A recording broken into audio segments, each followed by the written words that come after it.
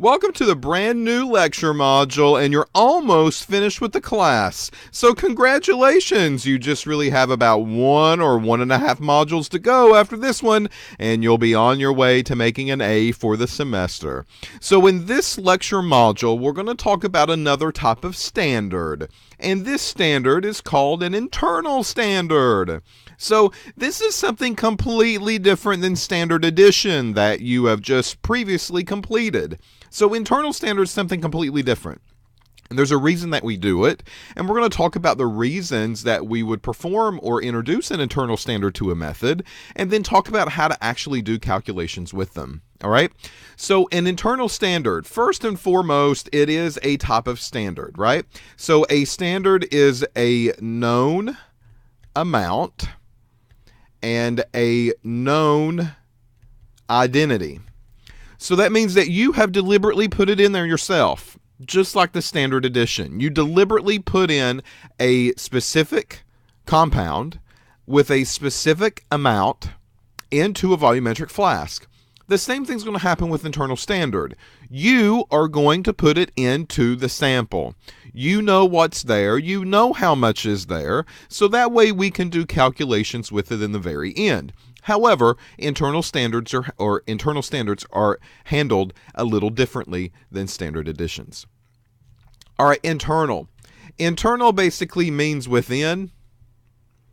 And we're going to kind of take a look at this, because what you're going to see me start to explain is basically a volumetric flask with some sample, and a internal standard goes into that volumetric flask, and then it gets diluted up to the line. Well, you're probably scratching your head and you're probably thinking, well, wait a minute, this sounds kind of like standard addition, right?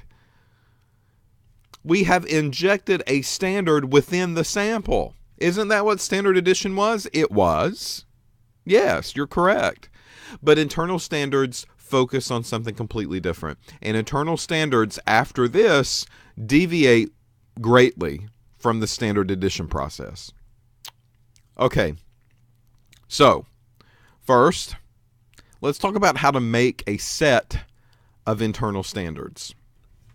Just like before, and just like with any standard sets, I'm going to take some volumetric flask. There we go. And I'm going to make standards from them. Just pretend like they're normal standards that you've always made.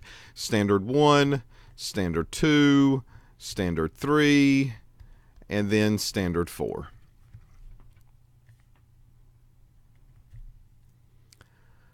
All right, so in goes my sample.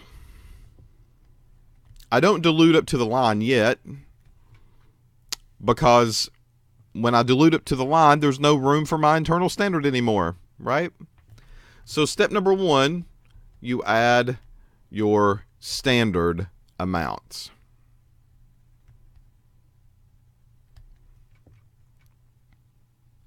Okay, so for instance, let's say that this is 1 ml of 1,000 ppm solution. And this is a 2 ml, and then a 3 ml, and then a 4 ml.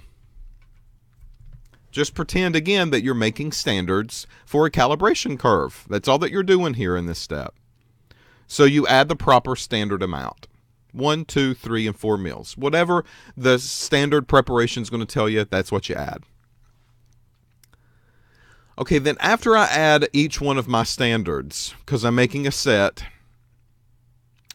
I'm then, number 2, going to add my internal standard. And you add the internal standard with the same volume. So let me erase that. It's not small, it's same.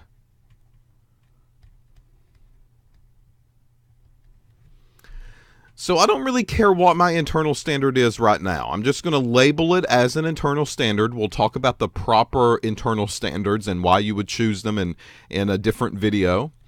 But I'm going to take my internal standard, and let's say that I'm going to add 1 milliliter in each standard. My directions will tell me, my method will tell me, something will let me know how much to add into each one. But you add the same amount into each one of these, all the way across the board. That is where it becomes different than standard edition. Standard edition, we took our sample, right?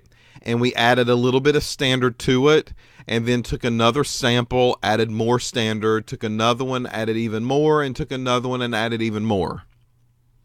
That was a standard edition process. This basically is like a normal calibration set of standards that I've made right here. There's no difference, except for the fact that I've added in what we call an internal standard, using the same volume into each and every one of them.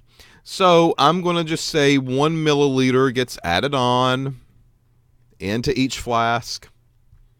And then finally, the samples are diluted to the line in the flask itself. That's all there is to making a set of internal standards. That's it, people. So we're going to have to kind of think about why we would want to do something like this. We would have to go on and talk about how to handle the calculations once these samples get analyzed onto a machine, and how to handle the calibration data once I get the values. So that's all that I want to discuss in this video. That's it. This is just the general concept of an internal standard. I make a set of calibration curve, or a set of calibration standards, just like always. There's no difference. I take a substance, a compound, that I'm going to label as my internal standard for this method, and I'm going to add the same amount into each and every flask, all the way across the board. Dilute it to the line, shake, invert, mix, and then run them on the machine.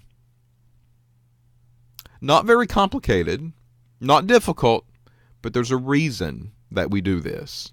And that reason we'll talk about in the next video.